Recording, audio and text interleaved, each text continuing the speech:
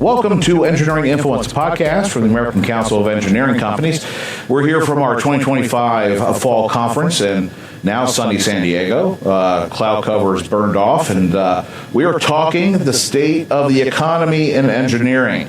And to do that, I'm very pleased to be joined by John Gray with Rockport Analytics. He is the one of the authors of our newest economic forecast and really just the state of the engineering industry right now.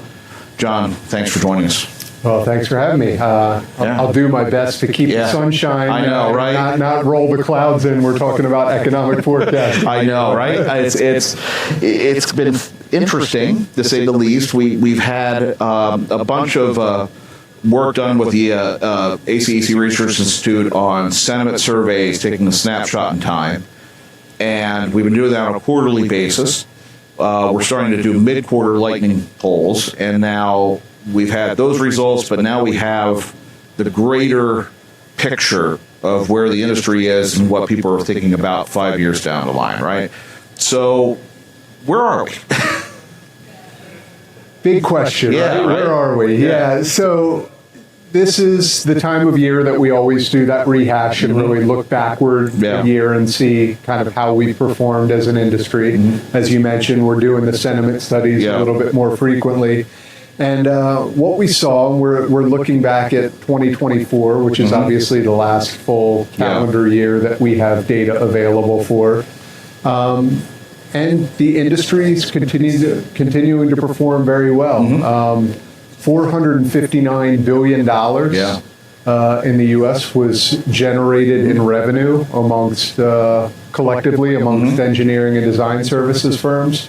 That was up 5.3% over the previous year, so another strong year. Yeah. We are seeing that growth start to moderate a little bit. You know, we've got some headwinds that I'm sure we'll talk about. And some of those headwinds have started to set in last year. But by and large, just another really strong year. This is 4 years consecutive of growth.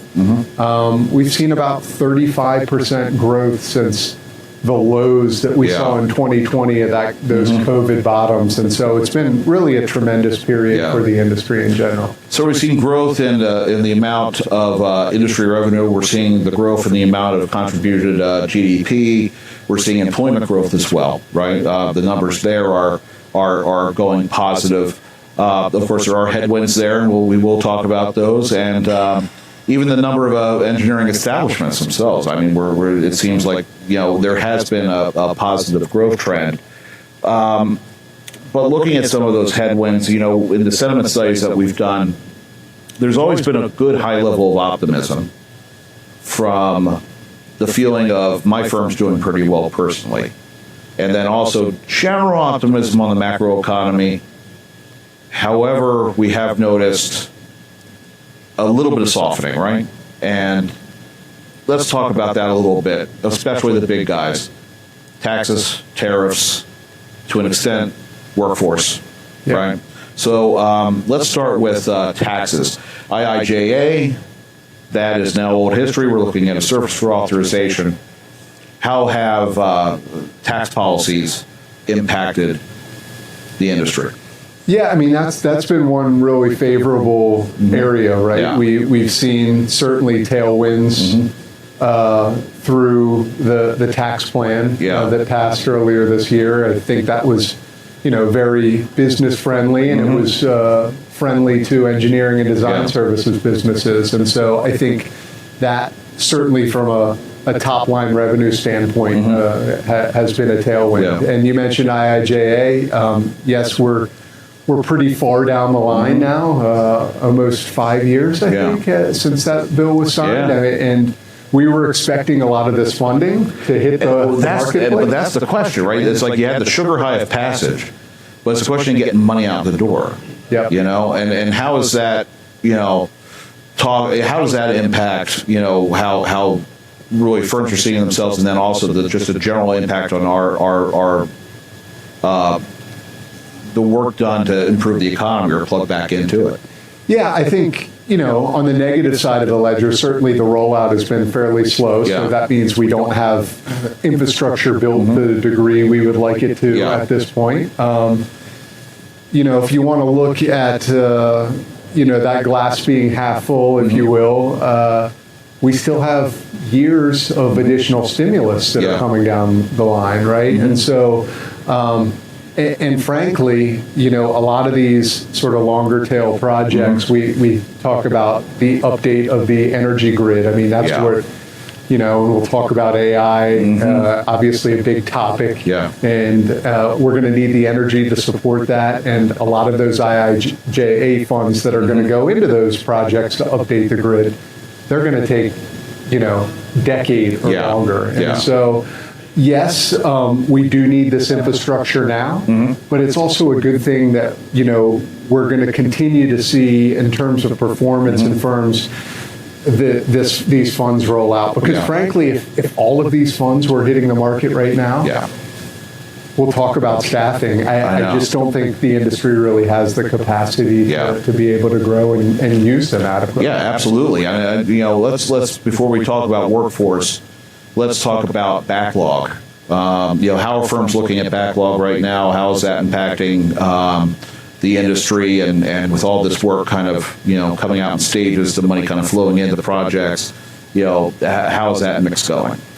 Yeah, and backlog, I know, is something that the Research Institute is measuring on a quarterly basis in sentiment. And, I think we started to see, smaller levels of backlog for a brief period of time. Yeah. And then that's crept back up. And so we're again seeing that backlog remain pretty strong. We are starting to see some headwinds that is impacting demand and may start to impact that backlog. But as of right now, it remains very strong. Let's talk about tariffs real quick. I mean, that's looking at the numbers from 2024. It wasn't completely baked in, right? Yeah. Just putting on your normal economist hat, right? What do you think the impact of tariffs have been? I mean, I'm hearing everything from, there's still great uncertainty. Yes, there's going to be an issue, especially when it comes to, input costs on project completion and what the contractors are actually buying and using, how that is going to impact the engineering sector. But then also that built-in resilience over time of firm leaders realizing that just because there's a tariff announced doesn't mean it's actually going to take place. Where do you think this is all leaning right now? Is it taco? Is it not? Yeah, it's a really tough question to answer, right? It's and so that's kind of where all of us are thinking through kind of the economic impact of this, right? And so in 2024, as you mentioned, Trump got voted into office. I think we all looked around and said, there's a number of things that are likely to happen. We're probably going to have less regulation. Yeah. We're probably going to have lower taxes. And there's this whole tariff thing. And where's it really going to go? And I don't think we really thought that it was going to elevate to the degree. I don't think anybody did. That of the announcements that we saw on so-called Liberation Day, with the big boards coming out. And everyone kind of went, oh, wow. And so clearly since then we've seen rollback and a lot of this is clearly sort of negotiation tactics. But at the end of the day, trying to ask somebody what, the tariff rate is going to be on aluminum, steel, on general goods and services across all these different economies that we trade with, it's really tough to handicap. So I think, and that's what's having a bit of an impact when we think about uncertainty is, businesses have a hard time planning. And no matter what, we're going to see some costs go up. You mentioned input costs. I think we already have, interest rates that are restrictive and are slowing construction in certain segments. And now with the cost of materials, building materials going up again, there are going to be more project delays and things are going to be put off. Now, some of that might get made up when we get out and there's a little bit more clarity and we've got pent-up demand and we see that. But until we really know what all of that's going to look like and how things are going to shake out, it's very difficult to handicap. Yeah, it's interesting to see exactly how the industry is going to react just psychologically, because 99% of this, to a point, psychological, so you just don't know what's going to happen until it does happen. But it's going to be interesting to see exactly how, I don't know, built in a lot of the anticipation of tariff announcements are going to be moving forward in 2025 when you do your next assessment. It's going to be how volatile was that to industry performance. Yeah, I mean, look, let's hope this time next year we have a lot more clarity and we can look back and say, okay, this was the disruption, but here's what we know moving forward. I think just having that footing will give us all the confidence, because let's face it, we're an economy that's performing very well. The industry's been performing very well. You know, we just need a little bit of structure to be able to know how to move forward. Absolutely. Right? Let's go back to that point of, like, if all the money came out at once, we wouldn't have people to do the work. Workforce, major issue, always will be for us. What are you seeing right now on engineering workforce, the rate of employment, hiring, and what the industry really needs? Yeah, it's tough. I mean, I would say it's the biggest challenge that's facing the industry now. Yeah. You know, I think obviously we talked about the uncertainty around tariffs, but you know, just not having the people that are needed to support the demand if it's there. We've seen it. You know, we saw it spike really 22, 23, and we have seen, you know, a little of the pressure ease as demand has waned a little bit. So as we've seen interest rates rise, and as I mentioned, some of these projects get stalled or slow down, that has taken a little bit of the edge off. But I think the bigger challenge, the longer term challenge, is more structural, and that's on the supply side of labor. It's really thinking about, you know, demographics and where we are, right? We've got a lot of the workforce rather in the industry nearing those retirement years. And so over the next 10 years, we're going to see a lot of, in particular, senior level people leaving the workforce. And we don't have enough engineering talent to really fill in those gaps, right? And so it's a big problem that as an industry we're going to have to solve. Yeah, and that's why our focus is so much on workforce now, next gen, firm of the future. It all ties together. The immigration debate, of course, is something which wasn't in your forecast because it's brand new. The restriction on H-1Bs, I think the public debate on that, you know, the administration says, you know, the jobs should go to Americans first. We're not an industry that has that challenge, right? It's not a question of that. It's a question of we don't have enough people. There aren't the people. Yeah. Right? So we need those visas issued to be able to fill in that gap, because, you know, I thought it was interesting watching the keynote at lunch today and thinking about, you know, this competition that we're in, you know, nationally, and certainly our leadership, you know, political leadership sees that, but you know, you've got to see the details that are underneath this, and I think there's a lot of unintended consequences that can come from these policies that can put us behind as a nation, right? I mean, you're looking at an industry that's actually doing pretty well on the numbers, right? We're growing. We're generating more tax revenue. We're putting more into the GDP. We are hiring more people as much as possible. So we're an industry that's doing really well. That's essential to accomplishing most of the national policies that we're trying to put out there, right?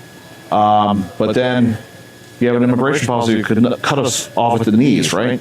And that's something to consider. Exactly. And it's one big key that could unlock, you know, a lot of economic potential in the industry. Yeah, I mean, that's going to be an issue we're advocating on. You guys provide us with the information, and then we take it to the people, the powers. You do the hard work. You know, so what's next up for you guys in the Institute? 'Cause you are a powerhouse when it comes to that. The nice thing is, you know, and I was so happy when we started doing this, is that, you know, at the earlier stages, we didn't own the data. We weren't able to say, here's the size, scale, scope of the engineering industry and its component parts, sector impact, everything like that. Now we actually have tangible data through the sentiment stuff and all that. We now have actual data that we can start doing trend analysis. So now we have this economic wealth of information. How are you looking to build on that? What comes next? Yeah, I think just building year after year, and like you said, having this longer time series of data allows us to do a lot more, allows us to understand a lot more. Yeah. You know, we can start to see, doing the sentiment analysis, what those correlations are between, you know, a lot of the econometric forecasts that we're doing. And then, obviously, the work that the Institute's doing with the Firm of the Future, as you mentioned, is just critical for the industry right now. And I think, you know, looking at these factors that are going to unlock that next wave of growth, whether it's, you know, the demand that for the industry or like we're talking about labor challenges. I think workforce, thinking about AI, obviously the is whole thing. Top of the list, right? Yeah, I mean, you know, the speaker we had at lunch, Mike Walsh, futurist, really, I think, I didn't even think about this, the whole idea of sovereign AI, of moving, it's so dissociated across, you know, the entire economy. You have all these companies doing things, but countries have to make a determination, what is the national AI strategy, and how do you build out the infrastructure to support that, and how do you actually get it done? You know, that's the whole new area that I don't think anybody's really delved into, about what do we need to do to accomplish a national sovereign AI strategy. Yeah, and I think it's going to move, as he said, very quickly, right? And so it's getting in front of it now and understanding what needs to be done to unlock that, because it is critical. And if you look at productivity in our industry, it has lagged. Right? Productivity has grown over the last 7 or 8 years in engineering and design services at about half the rate, actually less than half the rate of the national average. And I think there's a lot of reasons for that. I mean, you think about the complexity of the industry, you think about how much regulation, how localized it is, and what sort of local knowledge, you know, our firms have to be able to do the work. It's not very easy to automate a lot of those things. But as we start to work technologies, AI in particular, into workflows and tools are built, that is rapidly going to change, right? And so I think it really speaks to the upside that we have as an industry in terms of unlocking that additional productivity. Yeah, it's going to be a double-edged sword, right? Because you got the productivity question. The AI can unlock. It can automate a lot of the tasks, takes away from the work that would otherwise be going into the actual project. At the same time, we can't lose that essence of what we do and why it separates ourselves from a product service kind of a thing, right? It's the fighting against commoditization, but at the same time embracing technology to create more efficient workflows. How do we balance that? It's going to be an ongoing conversation. Yeah, very true. And again, the speaker this afternoon talking to, you know, it's really having the intellectual capital that you can add to these systems that are being built through artificial intelligence, right? So it's not commoditizing and just building something that's going to get pushed out in a box. It's having the foresight to know how to use them and structure it. And so I think the work that the Institute is doing now to really understand that and unlock that is very important work. Right? And it's also people. I mean, he had a great example of Klarna, you know, the financial services company that fired 7,000 people because they thought technology could do the work, realized that it couldn't, had to hire them back in. Wait a second, we need somebody that's going to train these things. Yeah, it's going to be people plus technology. It's going to be turning one person into 5, but still keeping that one person by giving them AI agents to kind of multiply their work. We're just always going to need people. We're going to need trained, licensed people to do the work, and we just need more of them to just grow the economy and grow the market. Yep, absolutely. Yeah. So that's the key to fix everything. We're there. We got it. We got it. Let's get it done. All right. We solved the world's problems. So yes, the new economic assessment and forecast is out. It is. ACEC Research Institute has it up on their website. Definitely recommend everybody to go out and get it. and we'll be talking about it throughout the conference. I mean, this is huge. I think the people in the audience this morning really enjoyed hearing. I know they really are eager to get more information, so we're always happy to have you guys put it out there and we can use it. Yeah, always great. John Gray, Rockport Analytics, and this has been Engineering Influence Podcast for the American Council of Engineering Companies, and we're going to see you next time.